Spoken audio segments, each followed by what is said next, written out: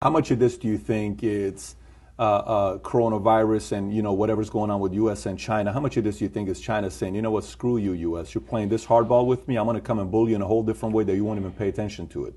How much credibility do you give to that? 5%? 1%?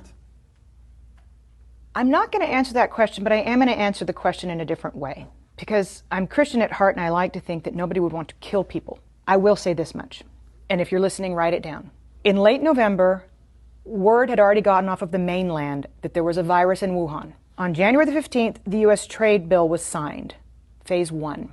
December the 15th. I had a whole month off, December the 15th.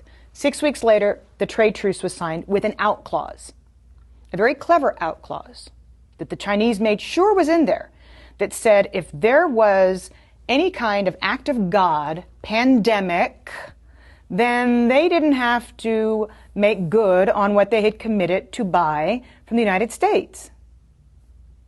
Within days, they announced the first coronavirus. So, did the Chinese know damn well that this thing was running around the world for 6 weeks before they shut down Wuhan? Yes, they did. Is that criminal? Yes, it is. Does it deserve to go in front of a world tribunal? Yes, it does. Because we know that it was the unfettered travel that made this thing a global phenomenon that was impossible to contain. 6 weeks they knew, but they wanted that out clause. And then they underreported what happened in Wuhan, which a toddler could tell you based on what happened in Italy, based on what's happened in Germany and in France and now in the UK with Boris Johnson in the ICU. There's no way in a city the size of New York, 11 million people, that there were so few cases. It's impossible with similar density to New York. So the World Health Organization should be held accountable for not holding China accountable to providing good, valid data so that the rest of the world could prepare for fewer people to die.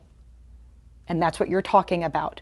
To me, these are equivalents to acts of war on the part of China.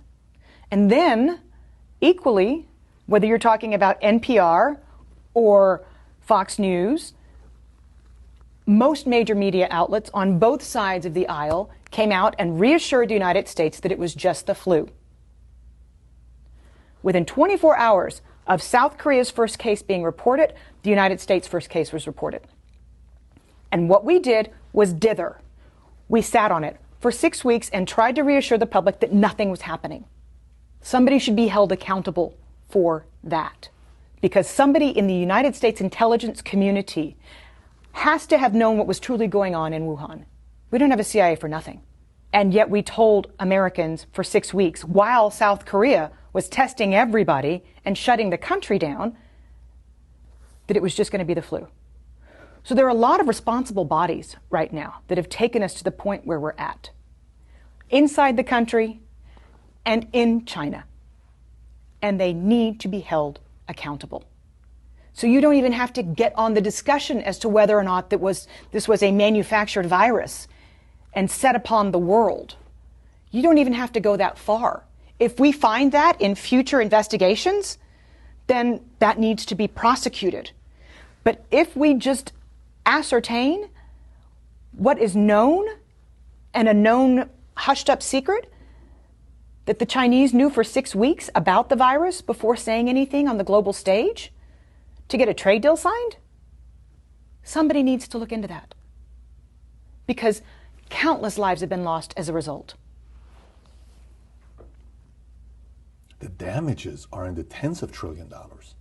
We're not talking about small here if that's the case. No, we're not. And we're talking about people losing their family members, and we're talking about we're talking about suicides in the future, we're talking about economic hardship.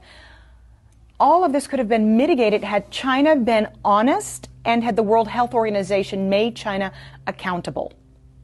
Because at first they said it's not anything to worry about when the WHO first came out and said, we don't need to stop everything. Let me ask you, who do you trust the least? Iran, Russia, or China? China. China's got more economic power. Because of that, or because they don't have a free press and because we can't really know what the hell is going on over there? Well, that's just a kicker, but you don't really know what's going on in Iran either. You had global satellite images in Iran showing mass graves. Iran underreported the same. And you can't tell me that in the cold of winter that Russia has as many cases as it's reporting. But at last check, China's 17% of global GDP. They can throw more money around than anybody else. And you just mentioned two of their allies, by the way. So that's why I asked it the way I did. And the largest contiguous land border on the planet, by the way, between Russia and China.